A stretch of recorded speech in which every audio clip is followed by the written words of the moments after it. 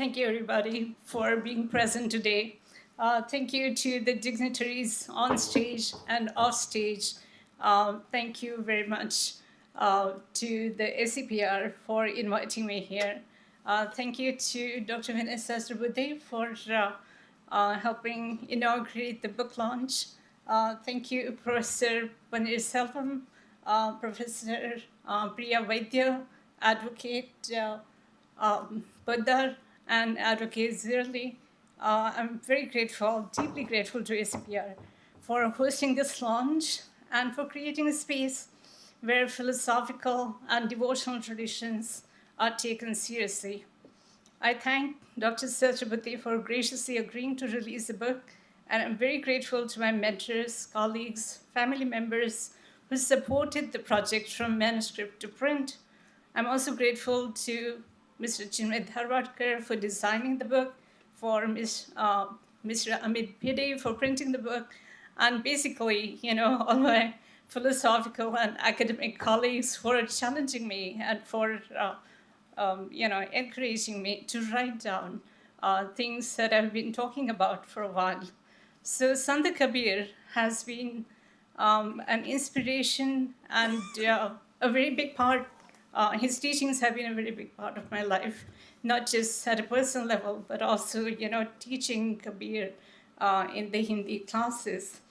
So during the COVID years, when we were all sort of stuck in the house, my friend and musical teacher, Manoj Govindraj, and I started a program called Kabiriyat, where we would talk about the philosophy of Kabir, and we would talk about, sort of how it's relevant to the modern society.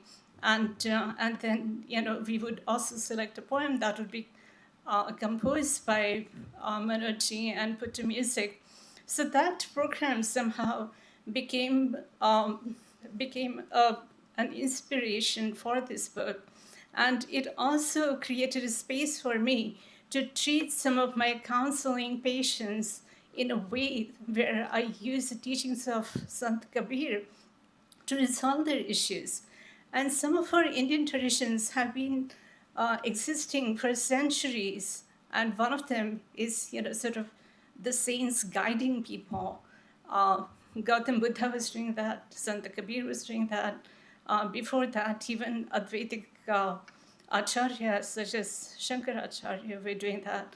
And long before that, Sri Krishna was doing that in the Bhagavad Gita. And my first book is actually based on the Gita. And until I came across, or I got very fascinated by the philosophy of Bhakti saints, I was using the philosophy of the Gita with my counseling patients. But the time came when I felt that, especially during the COVID, a lot of my patients were coming to me for relationship issues. And I felt that it was too difficult for me to tell them, just practice detachment, just remove yourself from the crisis, stay away from any kind of ups and downs, and then use that to give yourself some space to create a sort of a good atmosphere with your friends, family, or whoever you're having trouble with. I felt that it was very insensitive to talk like that because these people were truly in trouble and they felt the lack of love and sensitivity in their life. And that's where Kabir came into sort of the role as a guide. So some of the case studies that are described in this book are actually based on how Kabir's teaching about love helps us, sort of get over the relationship crisis in our lives. Here, love is not used as a sentimentality, but it's used as knowledge to ethically and philosophically transform our thinking in a way that it becomes not just a path, a guide to lead a fulfilling life and to have fulfilling relationships. But it's also sort of philosophical understanding about why it is necessary for us to have the understanding and knowledge of love, which is more like epistemological understanding. So I hope the students, will follow some of this philosophical lecture that I'm going to talk about, and I try to make it as simple as possible. But given that I come from the philosophical background, one of the things that is really highly prized in our field is how difficult can you make something, and how can you put it in a way that becomes very ambiguous for interpretation. But having said that, and having made my apologies, I want to move on to the talk Sant Kabir and Gurudev Ranade, Bhakti and the Ethics of Lived Philosophy. And based on this book, I can claim that I have had the experience of using Bhakti as a lived philosophy, treating Kabir not as a historical figure, but as a contemporary guiding principle. And based on that, the same is true about Gurudev Ranade as well. I have been in this sampradaya for a very long time, as my parents and grandparents have been in the sampradaya as well. And my grandfather was a very close friend of Gurudev Ranade. And as a result, I have seen this in practice. I have heard stories about how Gurudev Ranade used to guide his disciples, either through his presence or through his teaching. So my paper is partly based on that evidential understanding as well. So Kabir's poetry articulates a radical ethical vision that challenges ritualism, caste hierarchy, and religious exclusivism. His teachings ground spiritual insight in moral discernment and ethical action, presenting bhakti as a critical response. His interpretation emphasizes the universality of bhakti across sectarian and religious boundaries. And we see that in Gurudev Ranade's works as well. And both thinkers advocate Nirgun Bhakti, or devotion to the formless divine, as a path to liberation. This approach discourages ritual formalism and sectarian identity, instead cultivating ethical self-formation and spiritual universality. Now, if you, I'm sure you noticed that in Gurudev Mandir in Belagavi or in Nimbar Ashram, there are no pictures of deities, there are no statues of deities, and it's mostly like either the Samadhi in Nimbar Ashram, or here there's a sort of parallel Samadhi as well. So Sagara Bhakti refers to seeing a deity or a god or a goddess in the mandir, as we see in the Pandharpur temple of Vithoba, or any other temple for that matter. Whereas Kabir and Gurudev Ranade both propounded Nirgun Bhakti, and Nirgun means formless, attributeless, that what they see is what Gurudev used to call as Spiriton, and Sant Kabir used to call it either as Ram or Rahim. But basically, he referred to the fact that the God is inside us and is the principle, it's not something out there. So Kabir's style of bhakti was Nirgun Bhakti, and his teachings promoted ethical ideals. He was also very candid and uncompromising. He attacked Pakhand, he attacked Zativad and sectarian conflict. His poetry presents spiritual realization, not his ritual accomplishment, but as ethical awakening grounded in truthfulness and moral clarity. Kabir's teachings promote ethical ideals that transcend divisions of caste, creed, and social class. His own liminal social identity enabled him to speak across Hindus and Muslim communities, making his bhakti both spiritually inclusive and socially transformative. Kabir's critique of ritualism does not reject religion itself, but challenges religious practices that obscure moral responsibility. The accessibility of Kabir's poetry played a significant role in shaping collective ethical consciousness. His brief and memorable couplets, which are known as dohas, functioned as moral guidelines that could be applied to everyday life, allowing bhakti to operate as a form of practical ethical reasoning.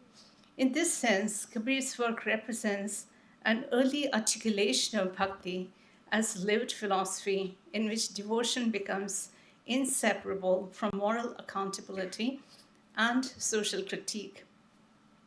Gurudev Ranade presents a modern reinterpretation of the bhakti tradition through philosophical reflection and disciplined spiritual practice. His teachings emphasize devotion as a structured path towards self realization and moral transformation. Unlike emotional or sectarian interpretations of devotion, Ranati conceptualizes bhakti as a universal spiritual discipline accessible across religious traditions. As we know for a fact that he once talked about, how he used to hear the mantras or nam from very many different religions, and he also had disciples from multiple different religions. Ranade's spiritual community emphasized disciplined meditation, scriptural study, and ethical self regulation. His devotion to his guru was understood not merely as personal reverence, but as a pedagogical model of humanity, ethical accountability, and uncontrolled sentimentality, emphasizing measured devotional practices integrated with ethical self-discipline. Both Sant Kabir and Gurudev Ranade operated within periods of social and political instability. Kabir's life coincided with religious conflict and socio-political fragmentation in medieval North India, while Ranade's lifetime intersected with colonial rule and the Indian independence movement. In both contexts, bhakti emerged as a stabilizing ethical force that addressed social fragmentation through spiritual universalism. Kabir's teachings challenged communal divisions by presenting devotion as a shared moral path beyond religious identity. Similarly, Ranade expanded the inclusivity of bhakti by explicitly opening its practice to followers of multiple religious traditions. And this way, both thinkers emphasized humility, moral discipline, and universal accessibility as foundational principles. The growth of devotional communities around both figures also demonstrated how bhakti functions as both personal discipline and collective ethical culture. Ranade's institutional legacy continues through devotional communities and spiritual practices maintained by his followers. Kabir's influence extended across religious traditions and geographical regions, and even today, I meet Kabir fans all over the world. So, the contemporary significance of bhakti and applied ethics often it offers significant insights for contemporary discussions of applied ethics and philosophy as a way of life.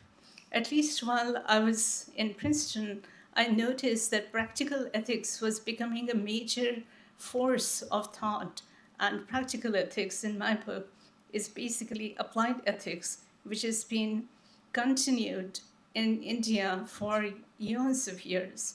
And yet now it's got a new name, a new form.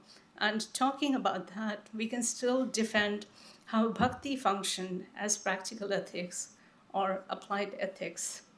The traditions emphasize the integration of moral reflection with everyday conduct, presenting ethical living as inseparable from spiritual development.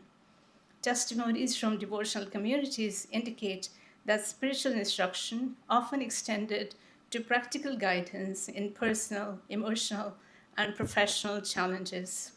Such traditions demonstrate how ethical frameworks can be transmitted through embodied practice rather than abstract philosophical disclosure.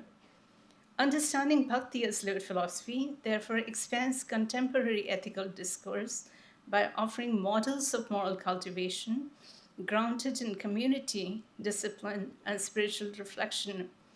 So, in conclusion, I would like to say that the comparative study of Kabir and Ranade demonstrates that bhakti, particularly in its nirgun form, functions as a sustained philosophical and ethical tradition rather than merely a devotional practice.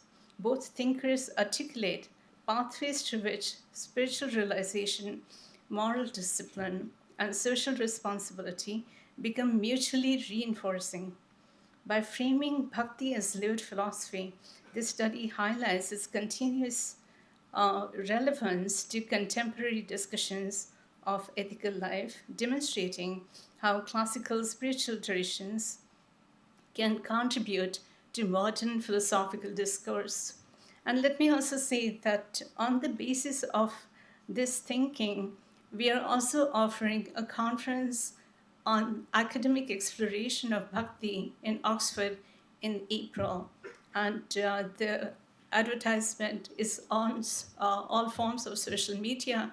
So if you're interested in listening to the conference or to the speakers, you're most welcome to register for it and to be a part of that as well. So, having said that, I would once again like to thank all of you for being present here, and thank you for giving me the opportunity to speak to you.